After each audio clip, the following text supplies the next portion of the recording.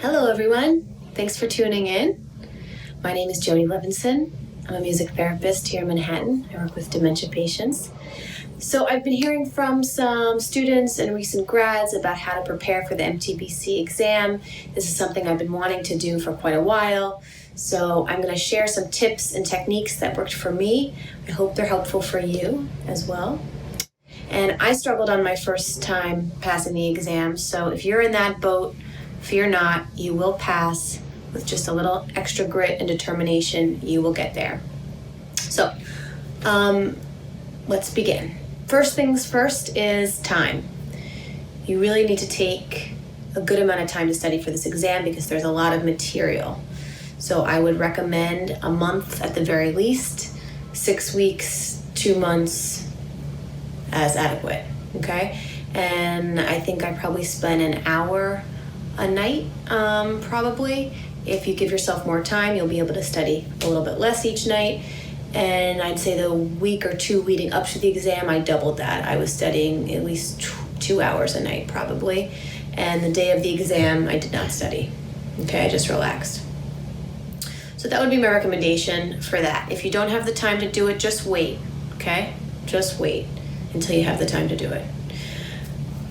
What was really a game changer for me was diversifying my studying habits, right?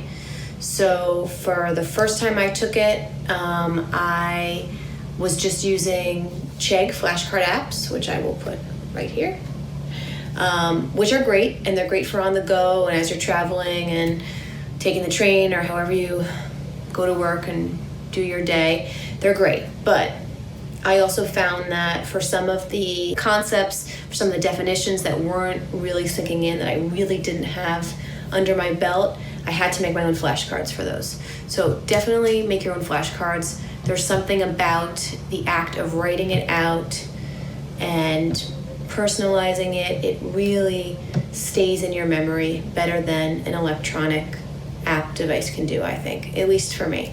So write out those flashcards.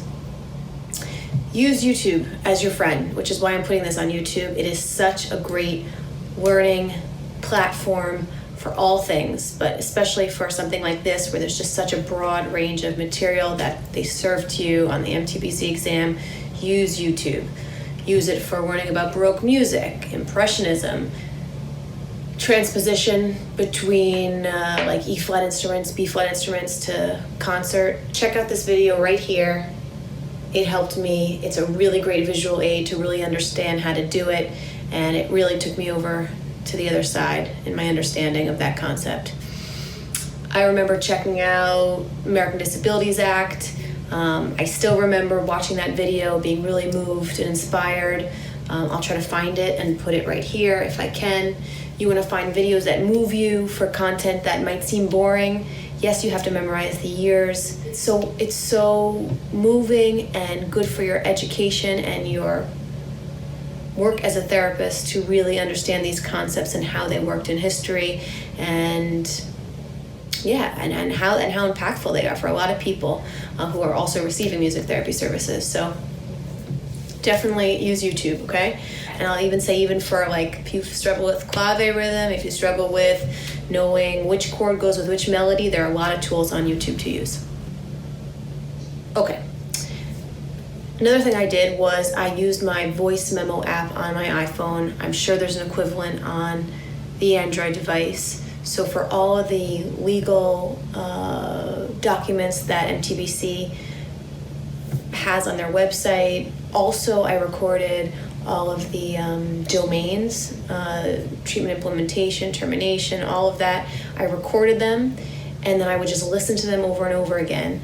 If you want to go one step further, I would then put it in Tempo Slow, which is another great app that you can use for practice, and you can just import the voice memo right in there and just listen on repeat, and it just gets in your system, these words, this language. You begin to look out for it, and then you'll see it on the exam, and it'll just be familiar to you. Books, of course. I'm sure you've seen some of them. New Music Therapist Handbook, right? There's a newer version that's much more expensive. I don't think it even matters. don't make the mistake I made, which was I bought this on my Kindle the first time, and no, it just does not sink in. It's the same thing with the brain and making it, personalizing it. You want to, well, you're not seeing anything highlighted, but I promise you I've highlighted a lot. You want to go through this, highlight it, take notes, and then at the end of every single section, there is a glossary page, and you want to take all of those words and put them into your flashcards. Okay, so at the end of each of this, there is a summary and a keywords, okay? You have behavioral therapy. Yes, you're going to need to know that. You have melodic intonation therapy, ORF, all of this you need to learn. All of these are important. Put all of these in your flashcards, okay? Another book that was recommended to me by actually an MTBC, I think he's out in the Midwest. His name's Stephen Inganamort, and I found a class that he did on Udemy, body-based consciousness. Check it out. He's wonderful. He recommended this great book called Effective Helping. It's similar in that it gives you kind of a glossary in the back with keywords. It has a lot. It really breaks down the different kinds of therapies really well. This is not a music therapy book. It's really for verbal therapy. So if you really need more tools for how to work with your clients and hear what they're saying, be able to say it back to them, and move together through verbal techniques, this is a great book for you. I also found it helpful for the exam, so that's something you might want to look into. You know to do as many practice tests as possible and do them timed in an area where you're not going to be distracted or interrupted. That is really important. Do the practice test, whether you've seen the answers or not. Pay for it, do it in a place that's similar to the setting of where you're going to take the test, okay? Treatment implementation is your largest section. It is by far what I found to be the most difficult. They're mostly scenario-based questions. They're long. What I'll say is, do not get ahead of yourself. Everything that's in that vignette, that's in that paragraph, that's all you need to answer the question. So don't jump ahead, don't skip certain sections. You want to read that, you want to look for key elements, and you want to use that as your guide to pick the best answer, okay? Bookmarking. Don't bookmark too many questions. There's no point in bookmarking 40, 50, 60 questions, okay? Bookmark only the ones that you think you could get if you came back and you had a clear head, okay? A clearer head. If you had no idea, you take an educated guess, you eliminate, you take a guess and you move on. Don't bookmark that. There is a section for comments.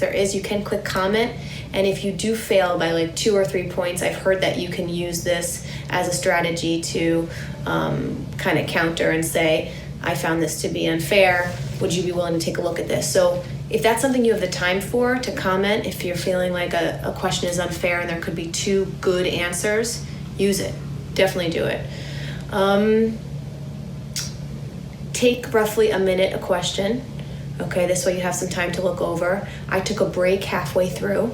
You have 3 hours. I think I took a break maybe after 75 questions, something like that. Went to the bathroom, did some stretching. And the final thing I'll say is do anything you need to do to make yourself relaxed and not be in your head on the day of the exam, especially with these scenario-based questions. You really want to just be reading what's on the page and be present, okay? So if you struggle with anxiety, do some techniques, do some relaxation techniques, do some breathing, listen to your favorite song, have a mantra. If worst comes to worst, take a beta blocker, okay? Do whatever you need to do so that you have the most chance of success to pass this exam, and you will, okay? So I hope some of these tools help you. Please feel free to comment below. You can message me privately if you have another question that you don't want shared below, and I'm wishing you so much success and luck.